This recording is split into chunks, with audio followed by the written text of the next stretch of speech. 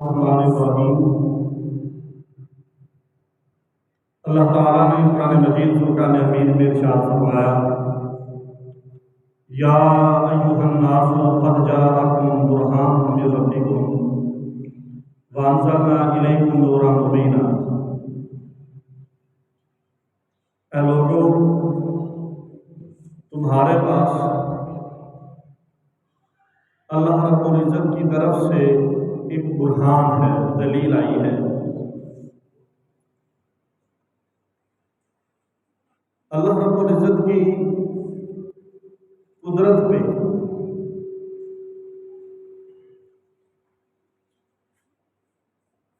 یہ کائنات جتنی بھی مارز وجود میں ہے، یہ ساری کائنات اس کی ذات پہ ایک دلیل ہے۔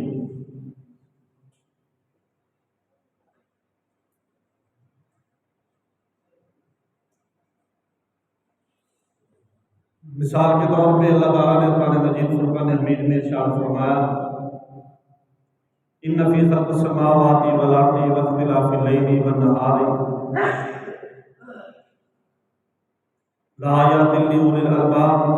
زمین و آسمان میں دن اور رات میں بہت ساری نشانیاں ہیں اہل عقل والوں کی۔ اللہ نے قرآن میں فرمایا ہے، آسمانوں سے پانی کا آنا، پھر اس سے گھاس کا اگنا، سمندروں کے اندر بحری جہاز یا اس طرح کی دیگر چیزوں کا، کشتیاں، بوٹس، ان کا چلنا، آسمان ہے، زمین ہے، پہاڑ ہے، بادل ہے، ہر ایک جو چیز ہے وہ دلیل ہے اللہ رب العزت کی ذات کی۔ تو جس طرح یہ ساری چیزیں اس کے وجود کے لیے دلیل ہیں، اسی طرح اللہ رب العزت کے جو انبیاء تشریف لائے ہیں وہ بھی اللہ رب العزت کی ذات میں برہان اور دلیل ہے۔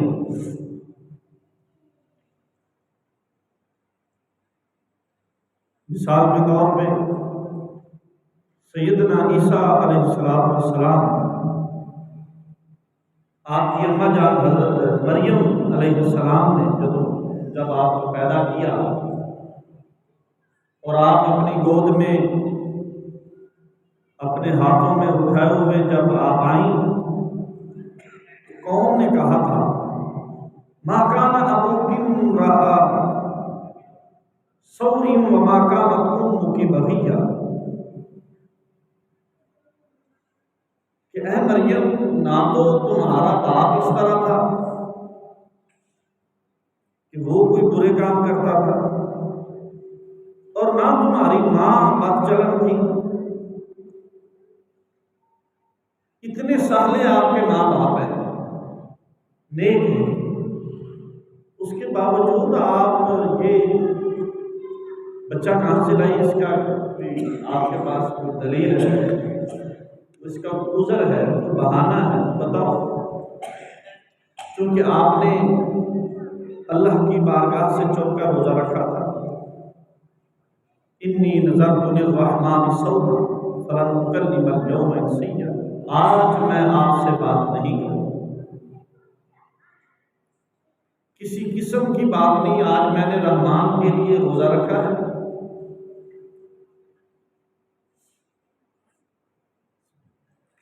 فاشارت الیہ، آپ نے اشارہ کیا کہ اس بچے سے پوچھو،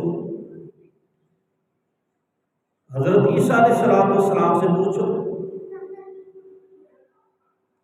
جب انہوں نے یہ سوچا اور آگے سے کہا، ہم کوئی پاگل ہیں، ہم دیوانے ہیں، کوئی مجنون ہیں، ہم اتنی عقل بھی نہیں ہے کہ ایک دودھ پیتے بچے سے کیسے ہم بات کریں گے، وہ ہمیں کیسے جواب دے گا؟ تو یہ تم ہمیں ٹال مٹول میں یا اس طرح کی باتوں میں الجھا کے اصلی بات بتا نہیں رہی ہو، ہمیں اصلی بات کا بتاؤ۔ قرآن پاک میں ہے، قالوا کیف نکلم من کان فی المہد صبیا، جو پگوڑے میں ہے، جو ابھی بچہ ہے، اس سے ہم کیسے بات کریں؟ یہ ہمیں کیا جواب دے گا؟ اور ہمیں کیا پڑی ہے کہ بچے سے پوچھے بھلا؟ کبھی بچے بھی اس طرح بولتے ہیں، جواب دیتے ہیں؟ وہ پہلے بڑے ہوں گے، زبان سیکھیں گے، کچھ علم حاصل کریں گے، اس کے بعد پھر وہ جواب دے سکتے ہیں۔ تو وہ مڑ کے واپس چلے گئے۔ تو حضرت عیسیٰ علیہ السلام نے پنگوڑے میں ہی اپنے ایک بازو کے اوپر سہارا دیا اور اپنا سر اٹھایا اور اٹھا کے ان کو کہا آؤ میری بات سن کے جاؤ، ایسے نہ جاؤ۔ قال انی عبد اللہ آتانی الکتاب وجعلنی نبیا، میں اللہ کا بندہ ہوں، اللہ نے مجھے کتاب دی ہے اور مجھے اللہ نے نبی بنایا۔ یہ حضرت عیسیٰ علیہ السلام کا بولنا اس عمر میں، اور پھر اپنی نبوت کا اعلان کرنا، اور جو ماں کے اوپر ایک داغ تھا، جو تہمت لگا رہے تھے، جو وہ میل ڈال رہے تھے حضرت مریم علیہ السلام پر، آپ نے ان کے جسم سے وہ داغ اور آپ کی ذات پہ وہ میل دور اور صاف کر دیا۔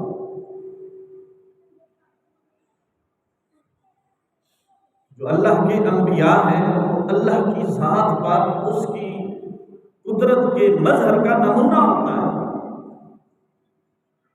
ایک ایسی عمر میں جس میں بچہ بول ہی نہیں سکتا، تو عیسیٰ علیہ السلام نے نہ صرف اپنے آپ کے نبی ہونے کا اعلان کیا، اپنے اللہ کا بندہ ہونے کا نہ صرف اعلان کیا، بلکہ اپنی ماں پر لگے جتنے بھی الزام تھے ان کا بھی رد فرما دیا۔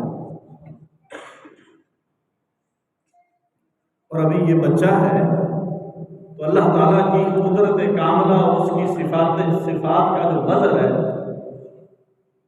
اس کا اظہار بچپن میں ہی وہ کر رہا ہے۔ تو جب جوانی ہوگی، جب اپنی نبوت میں کمال درجے کو پہنچیں گے، تو اس وقت پھر وہ کس طرح کی اللہ کی صفات کا مظہر ہوں گے، نمونہ ہوں گے۔ اور جب جوان ہوتے ہیں، اللہ تعالیٰ قرآن پاک میں ارشاد فرماتا ہے انی اخلق لکم من الطین کہیئۃ الطیر فانفخ فیہ فیکون طیرا بإذن اللہ۔ حضرت عیسیٰ علیہ السلام ایک مٹی کی ایک پرندہ بناتے ہیں اور اس پرندے میں پھونک مارتے ہیں اور اللہ کے حکم سے وہ سچ مچ کا پرندہ بن جاتا ہے۔ مٹی کا پرندہ بناتے ہیں، مٹی سے ایک شکل بنا دی پرندے کی، اب اس میں پھونک مارو، وہ سچ مچ کا ہی پرندہ بن جاتا ہے۔ اس میں گوشت بھی آ جاتا ہے، اس پہ پر بھی آ جاتے ہیں، بال بھی آ جاتے ہیں، آنکھیں بھی ہوتی ہیں، دیکھتا بھی ہے، سانس بھی لیتا ہے، اور اڑ کے لوگوں کے سامنے سے گزرتا بھی ہے۔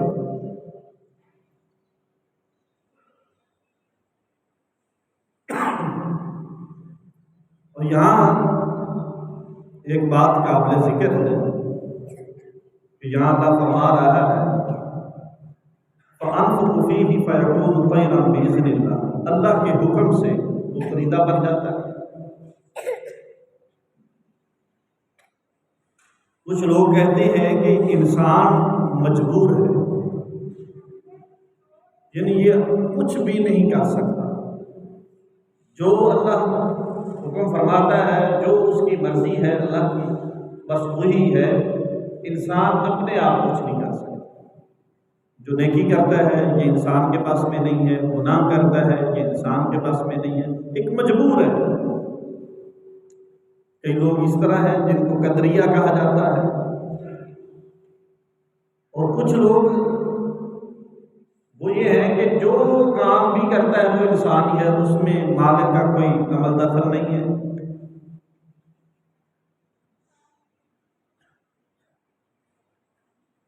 اہل سنت و جماعت کا عقیدہ یہ ہے، ہمارا عقیدہ یہ ہے کہ انسان نیکی بھی خود کرتا ہے، گناہ بھی خود کرتا ہے، اس کا کسب ہوتا ہے، لیکن جب اللہ چاہتا ہے تو اپنی مرضی شامل حال کر لیتا ہے۔ یعنی پرندہ بنانا حضرت عیسیٰ علیہ السلام کا کام ہے. اس کو شکل دے دی، مٹی سے ایک پرندہ بنا دیا، ایک شکل دے دی، اب صورت بنا دی، اور اس کے بعد جب پھونک مار دی تو اللہ کی اب مشیت تھی، اس کا ارادہ تھا کہ یہ بالکل پرندہ بننا چاہیے، وہ بن گیا.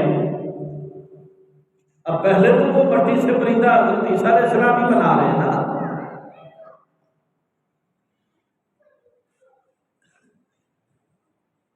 حقیقت میں طاقت اللہ ہی کی ہے، لیکن انسان کسب کرتا ہے، کچھ کرتا ضرور ہے، کماتا ہے، کھاتا ہے، اور کمائی نہ تو کھائے گا کہاں سے؟ کپڑے ہیں پہنتا ہے، کچھ نہ کچھ اپنا لباس وہ ڈال کے رکھتا ہے، نماز پڑھتا ہے، خود آتا ہے. تو کسب جو ہے یہ انسان کے لیے اپنا ہوتا ہے، اور اس میں اللہ رب العزت کی جب مشیت آتی ہے، اس کا ارادہ آتا ہے، تو پھر وہ کام مکمل ہو جاتا ہے. جس طرح کوئی بندہ کسی کو گولی مارتا ہے، گولی مارتا تو انسان ہی ہے نا، اس سے وہ اگر مر جائے، اس کی موت واقع ہو جائے تو وہ اللہ کے حکم سے ہو جاتی ہے. تو کسب انسان کے ذمہ ہے، اور مشیت اور ارادہ وہ اللہ رب العزت کا ہے. اب یہ اہل سنت کیا ہے؟ تو حضرت عیسیٰ علیہ السلام جو ہیں، آپ اللہ کو اپنی طرف نسبت کی ہے نا، کہ میں بناتا ہوں تمہارے لیے. یہ تو نہیں کہا کہ اللہ نے پرندہ بنایا اور اسی نے پھونک مارا اور اڑ گیا. اپنی طرف نسبت کی کہ میں مٹی کا ایک پرندہ بنا دیتا ہوں، پھر اس میں پھونک مارتا ہوں، اللہ کا حکم ہوتا ہے تو وہ سچ مچ کا پرندہ بن جاتا ہے. اور فرمایا اگر ایسا نہ ہو، اللہ کا ارادہ نہ ہو، اللہ کی منشا نہ ہو، تو پھر اللہ قرآن میں ارشاد فرماتا ہے ان الذین تدعون من دون اللہ لن یخلقوا ذبابا ولو اجتمعوا لہ. بلاؤ لوگوں کو جن کی تم پوجا کرتے ہو، بتوں کی، جھوٹے خداؤں کی، ان کو بھی بلا لو اور خود بھی اپنی طاقت لگا لو. تم تو ایک مکھی بھی نہیں بنا سکتے.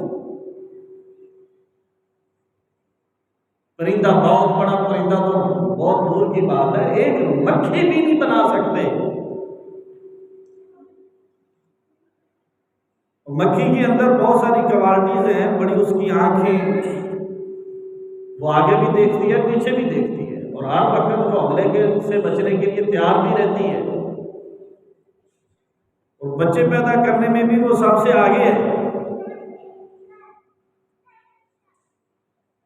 اس کی آنکھوں کے اندر یہ جس طرح ہمارے ہاں ایک ہے نا، ہماری آنکھ کے اندر ایک پتلی ہے یہ کالے رنگ کی، مکھی کے اندر 5000 تک لکھا گیا کہ 5000 تک بھی ہیں ایک مکھی کے اندر. تو اللہ تعالیٰ فرماتا ہے نہیں یخلقوا ذبابا ولو اجتمعوا، سارے بھی جمع ہو جائیں، پورے سارے جہان جمع ہو جائے، ایک مکھی نہیں تم بنا سکتے. مکھی کیا اس کا پار ہی نہیں بنا سکتے. اگر اللہ کا ارادہ ہو، اس کی منشا ہو، تو عیسیٰ علیہ السلام پھر مٹی سے پرندہ بنا لیتے ہیں، پھونک ماریں، اللہ کی حکم سے، اجازت سے وہ سچ مچ کا پرندہ بن جاتا ہے. اسی طرح آپ دیکھیں سیدنا ابراہیم علیہ السلام، آپ کو آگ میں ڈالا جاتا ہے، نمرودی حضرت ابراہیم کو آگ میں ڈال دیتے، اور آگ اتنا بڑا الاؤ ہے کہ ایک مربع میل میں لکڑیاں جمع کی جاتی ہیں. مربع میل میں، میل چاروں طرف سے ایک ایک میل کو مربع میل کہتے ہیں. اتنا بڑا الاؤ کہ پرندہ جو ہے اس کے اوپر سے گزر نہیں سکتا، اتنی آگ کی تپش بھی ہے. پورا زور لگایا ابراہیم علیہ السلام کو قتل کرنے کا منصوبہ بنایا، لیکن اللہ کیا فرماتا ہے یا نار کونی بردا وسلاما علی ابراہیم، اے آگ ابراہیم پر ٹھنڈی بھی ہو جا، سلامتی والی بھی ہو جائے. اللہ آگ بنانے میں، جلانے میں، بھڑکانے میں نمرودیے یہ کام کر رہے تھے، لیکن اللہ کی منشا نہیں تھی، اس کا ارادہ نہیں تھا لاکھ کوئی جلانے کی کوشش کرے، ابراہیم علیہ السلام کا بال بھی بیچا نہیں ہو سکتا۔ اگر اس کی منشا نہ ہو، اس کا ارادہ نہ ہو، تو کوئی بلا جتنے مرضی تویز دھاگے کرتا رہے، آپ کو نقصان پہنچانے کی کوشش کرتا رہے، آپ کا ایک بال بھی بیچا نہیں ہو سکتا۔ اسی طرح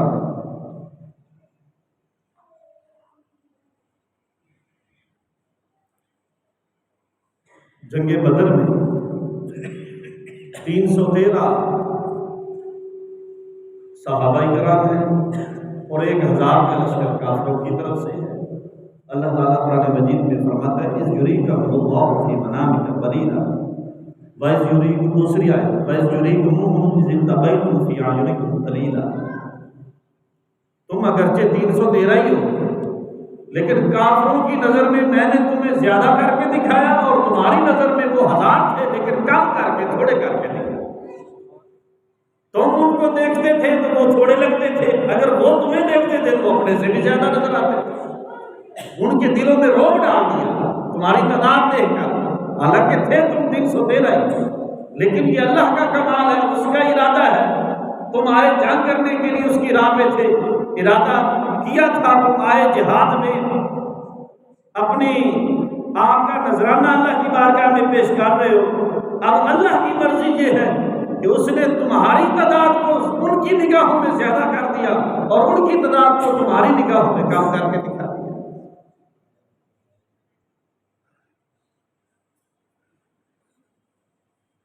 یہ تو مرضی ہے نا اللہ کی۔ حدیث میں آتا ہے خرجت جمیل ذات یوم، ایک دن جمیل نکلی۔ جمیل ابو لہب کی بیوی ہے۔ ایک دن وہ نکلی نبی پاک علیہ السلام کو مارنے کے لیے، جھولی میں پتھر تھے اور پتھر چاہتی تھی کہ میں مار دوں۔ آقا علیہ السلام حضرت ابو بکر کے سید صدیق کے ساتھ وکان جالسا مع ابی بکر عند الکعبہ، کعبہ کے پاس حضرت ابو بکر صدیق کے ساتھ حضور علیہ السلام بیٹھے تھے صحن میں، ادھر سے جھولی میں پتھر ڈالے ہوئے تھے کہ میں حضور کو مارنا چاہتی۔ اب یہ نکلی تھی، آقا علیہ السلام نے دیکھا، ابو بکر صدیق رضی اللہ تعالیٰ عنہ گھبرائے دل میں، یہ آج کو نقصان کرے گی۔ حضور علیہ السلام نے فرمایا ابو بکر تم پریشان نہ ہو، اللہ رب العزت اس کی آنکھیں لے جائے گا، اس کو پتہ ہی نہیں چلے گا کہ میں کہاں بیٹھا ہوں، میں اس کو نظر ہی نہیں آؤں گا۔ وہی بات ہوئی، اب حضور علیہ السلام پہلے خبر دے رہے ہیں، یہ بات پہلے ہی بتا رہے ہیں۔ اب جو کہہ کہ نبی کو پتہ ہی نہیں چلتا کسی بات کا، سب کچھ اللہ ہی جانتا ہے، حقیقت بھی اللہ ہی جانتا ہے، اس کے حکم سے، اس کی منشا سے، اس کے ارادے سے اور بھی جانتے ہیں۔ تو نبی علیہ السلام نے پہلے ہی بتا دیا کہ ابو بکر یہ آ تو رہی ہے، آنکھوں میں بیماری بھی نہیں ہے، اندھی بھی نہیں ہے، آنکھیں بھی صحیح ہیں، نظر بھی آتا ہے، لیکن حضور فرما رہے ہیں کہ اس کو میں نظر نہیں آؤں گا، اس کی آنکھوں کی بینائی مجھے نہیں دیکھ سکتی، اللہ ختم کر دے گا۔ اور وہی جمیل حضرت ابو بکر صدیق رضی اللہ تعالیٰ عنہ سے کہہ رہی ہے کہ بتا تیرا ساتھی کہاں ہے؟ تو وہ کہہ رہے کہ میرے پاس بیٹھا ہوا ہے۔ حضرت ابو بکر صدیق رضی اللہ تعالیٰ عنہ کی آنکھیں، ان کی بینائی، ان کی نظریں حضرت آقا علیہ السلام کو دیکھ رہی ہیں، لیکن جمیل کی نظریں جو ہیں وہ حضور علیہ السلام کو نہیں دیکھ رہے۔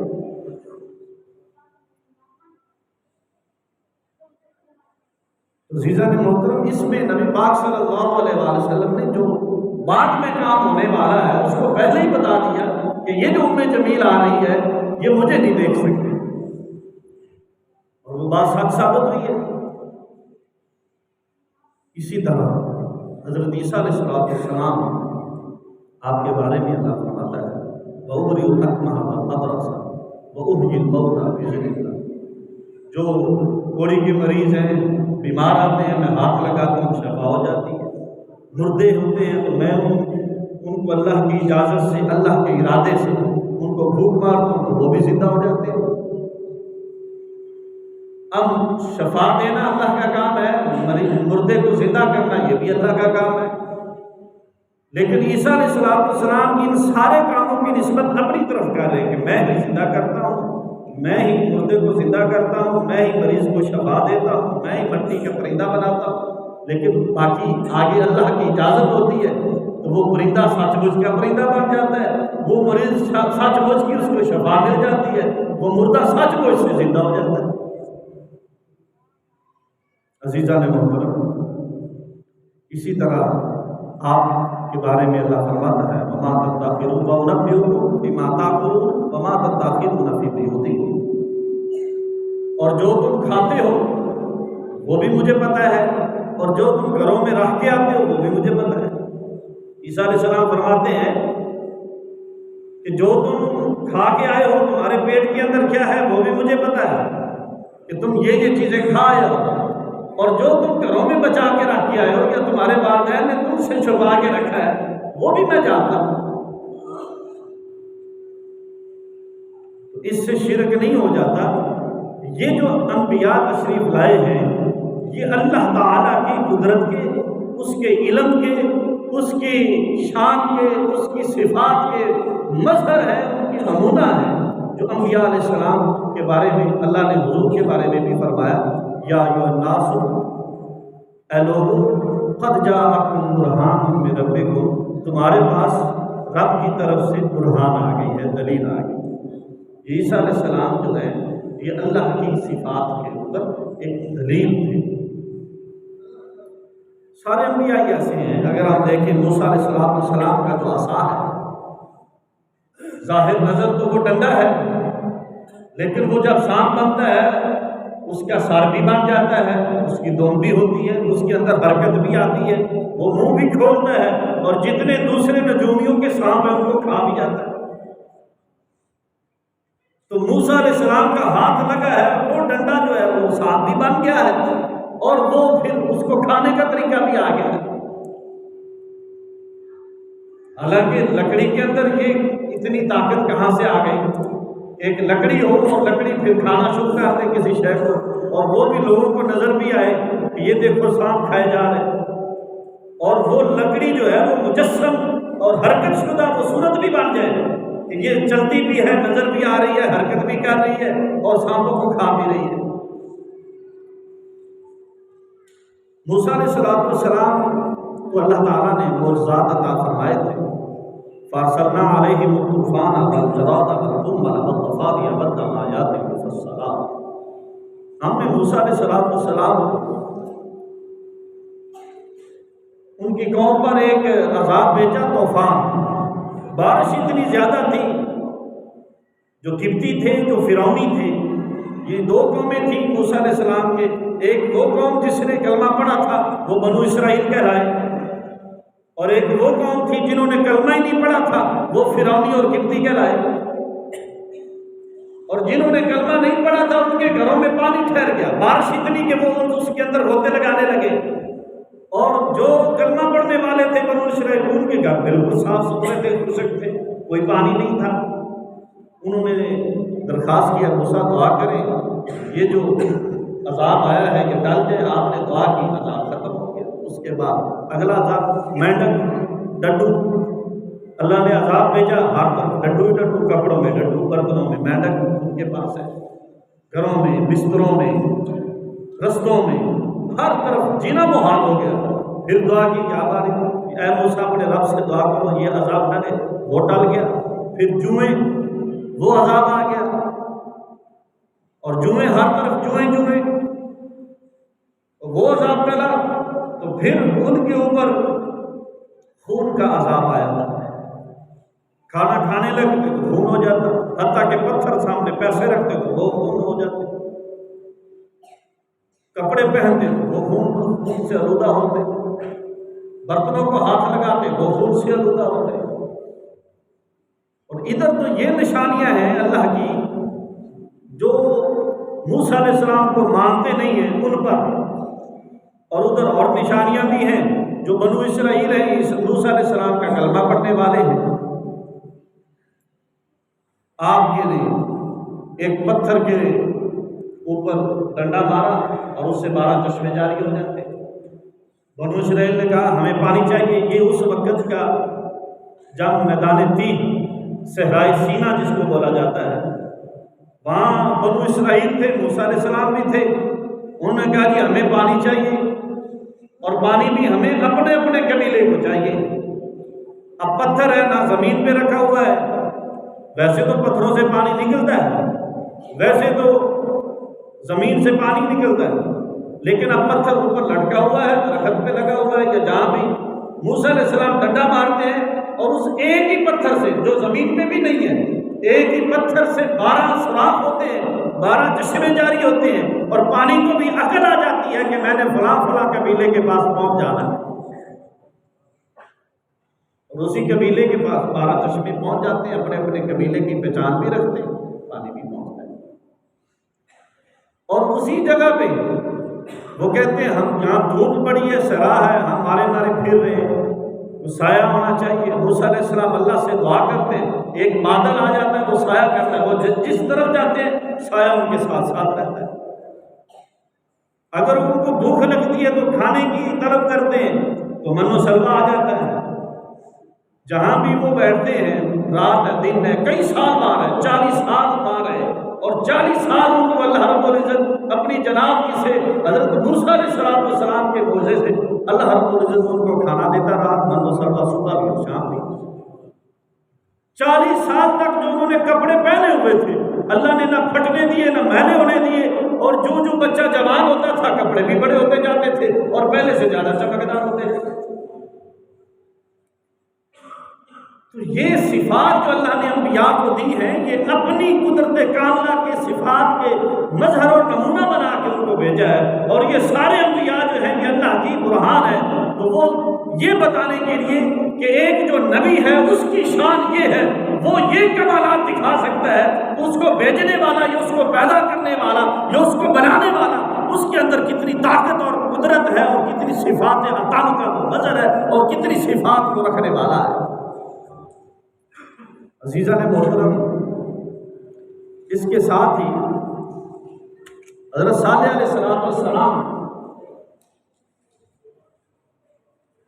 ان کی اونٹنی، لوگوں نے کہا کہ یہ اونٹنی ایک پہاڑ سے نکلنی چاہیے، یہ جو پہاڑی ہے اس پہاڑ سے اونٹنی پیدا کر کے دکھاؤ، اور اتنے ہی قد کاٹ کی اونٹنی ہو جتنی یہ پہاڑی ہے، اور جب وہ اونٹنی پہ آ جائے اور جب وہ بچہ جنے تو اس کے اندر بچی ہو، بچڑا نہ ہو، بچڑی ہو، بچی جس کو بولتے ہیں، تو بچڑی ہو، بچڑا نہ ہو، اور وہ بھی اسی قد کاٹ کی پیدا ہو جس قد کاٹ کی ماں ہے۔ یہ مطالبہ تھا، اسی پہاڑ سے پھر صالح علیہ السلام نے اونٹنی کو پیدا کی، اور وہ اونٹنی اسی قد کاٹ کی تھی، پھر اس سے بچڑی ہوئی، وہ بھی اسی قد کاٹ کی تھی۔ اب آپ نے پہلے ہی بتا دیا، اگر تم بلا تمسوہا بسوء فیاخذکم عذاب علیم، اور اگر تم نے اس کو چھو لیا نا برے ارادے سے، اس کے پاس نہ جانا، اس کو نقصان نہ دینا، لیکن جب انہوں نے اس کی ٹانگوں کو نقصان پہنچایا دردناک عذاب آیا۔ یہ پہلے ہی بتا دیا حضرت صالح علیہ السلام نے، اگر تم نے ایسا کر دیا، اس اونٹنی کو کسی قسم کا نقصان پہنچایا تو تمہیں عذاب آئے گا۔ وہ پھر آپ کا بیان سچ ہوا، انہوں نے نقصان پہنچایا تو عذاب بھی آ گیا۔ کہتے ہیں نبی جانتا نہیں ہے، آگے کی بات نہیں بتاتا، تو یہ کہاں سے آ گیا؟ ابھی صالح علیہ السلام نے پہلے ہی بتا دیا، اگر تم نے یہ نقصان کیا تو یہ عذاب آ کے رہے گا۔ یہ برہان ہے اللہ رب العزت کی ذات کے اوپر، جتنے بھی انبیاء تشریف لائے۔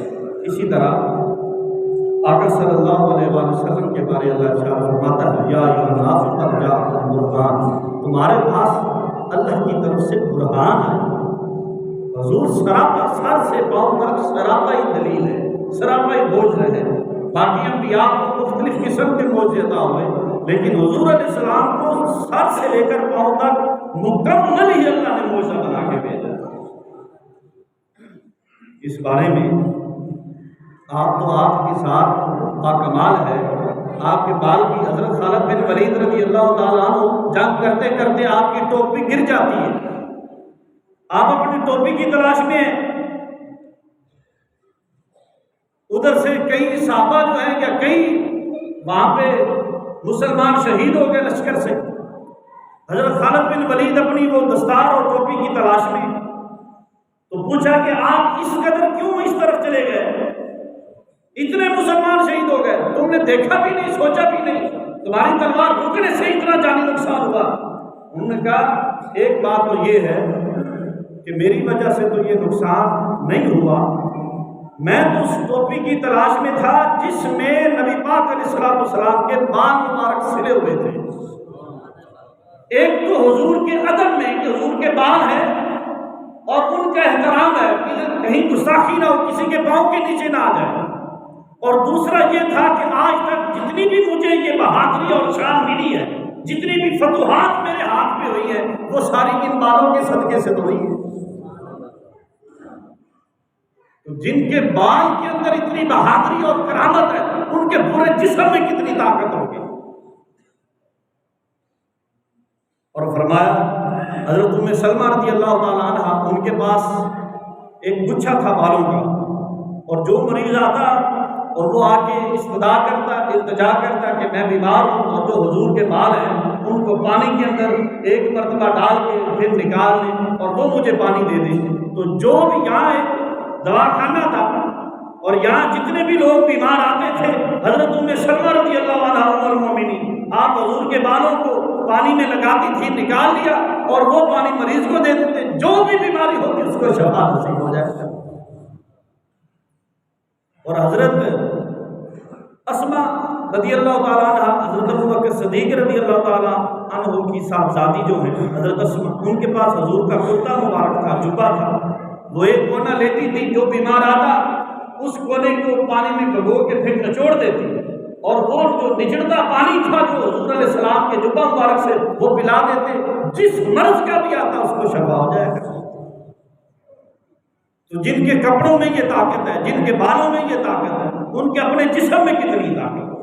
یہ لعاب جو ہوتا ہے، یہ آدمی جو تھوک ہے، جو تھوکتا ہے، تو یہ تو نہیں ہوتا کہ اس کو پھر چاٹ لیا جائے، یا کسی کو آپ کسی کے سامنے تھوکیں تو وہ اس کو اپنے ہاتھوں پہ ملے، یا اس کو اپنے کپڑوں پہ لگائے، یا اپنی دستار سے اس کو صاف کرے، ایسا کبھی ہوا ہے؟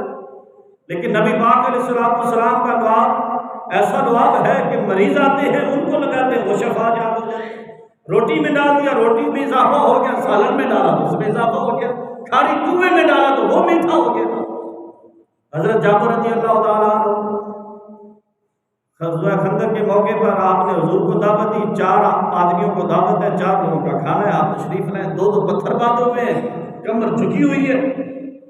حضور نے فرمایا یا اہل الخندق، اے سارے خندق والوں، 1000 لوگ تھے خندق کھودنے میں مصروف تھے، سبھی کو حضور نے دعوت دی، آؤ چلیں۔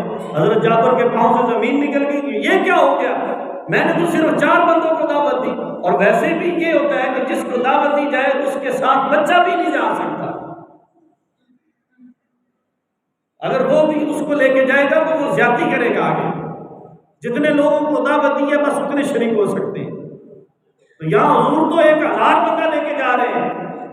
آقا علیہ السلام نے جاتی جابر کو کہا، جابر یہ تیرے مہمان نہیں، یہ سارے میرے مہمان آئے۔ حضور علیہ السلام نے فرمایا جو آٹا ہے اس کا آپ نے کپڑا ہٹانا نہیں ہے، اس کے اندر بھی حضور نے لعاب دان ڈالا، اور جو ہنڈیا تھی اس کے اندر بھی ڈالا، فرمایا نہ اس کو دیکھنا ہے نہ تم نے آٹے کو دیکھنا ہے، اور اے آپ کی بیوی کو فرمایا کہ جاؤ اور بھی کوئی ساتھی عورت لے کے آؤ، تم اکیلی اتنی روٹیاں پکا بھی نہیں سکتی، ہے 2 روٹیوں کا آٹا، لیکن حضور نے فرمایا تم اس کو پکا ہی نہیں سکو گی، اور بھی ساتھ پکانے والیاں لے آؤ، تو وہ اور جا کے لے آئی، فرمایا کہ تم پکاتے رہنا ہے، کپڑا نہیں ہٹانا، اللہ خود اس کے اندر برکت ڈال دے۔ 1000 کا لشکر جو تھا وہ وہی کھانا جس میں حضور نے لعاب ڈالا، اور وہی کھانا وہی سالن جس میں حضور نے لعاب ڈالا، وہ کافی ہو گیا۔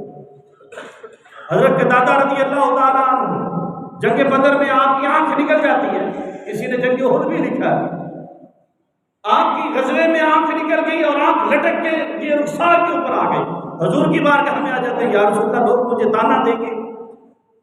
حضور نے پہلے فرمایا نا کہ آنکھ چاہیے یا جنت چاہیے؟ اگر صبر کرو گے تو جنت ملے گی اس کے بدلے۔ حضور ہم نے آپ کے پیچھے نمازیں پڑھی ہیں، آپ کے روزے رکھے ہیں، آپ کے ساتھ جہاد ہے، ابھی ان سے جنت نہیں ملے گی، صرف اس آنکھ میں صبر کرنے سے ہی جنت ملے گی۔ اب وہ چیزیں کدھر گئی جو آپ کے ساتھ جہاد میں رہے؟ ہمیں تو آنکھ بھی چاہیے اور آپ کی وسیلے سے جنت بھی چاہیے۔ مجھے تو سالیاں تانے دے گی، بیوی تانے دے گی، لوگ تانے دیں گے کہ کانا آ گیا ہے ایک آنکھ دے کر، نہیں، میں تو آنکھ بھی چاہتا ہوں، جنت بھی چاہتا ہوں۔ آقا علیہ السلام نے لعاب ڈالا اور لعاب آنکھ کو اس جگہ پہ رکھا، اور کہا جاتا ہے کہ دوسری آنکھ کو کبھی نہ کبھی تو درد ہو جایا کرتا تھا، لیکن اس آنکھ کو کبھی درد بھی نہیں ہوا، ہنسی رہی۔ آقا صلی اللہ علیہ وآلہ وسلم ایک مرتبہ، ایک اور روایت ہے، حضرت عمر بن میمون رضی اللہ تعالی عنہ وہ فرماتے ہیں قال احرق المشرکون عمار بن یاسر رضی اللہ تعالی عنہما بالنار، مشرکین نے حضرت عمار بن یاسر رضی اللہ تعالیٰ عنہ کو آگ میں جلاتے تھے، سزا دیتے تھے آگ کی۔ مشرک حضرت عمار بن یاسر رضی اللہ تعالیٰ عنہ، فصار النبی صلی اللہ علیہ وسلم فقال لا فدعا به، نبی پاک صلی اللہ علیہ وآلہ وسلم کا اکثر گزر ہو جایا کرتا تھا وہاں سے جہاں ان کو تکلیف ہوتی، اور حضور علیہ السلام وہاں ان کے لیے دعا کر کے آگے چلے جاتے تھے۔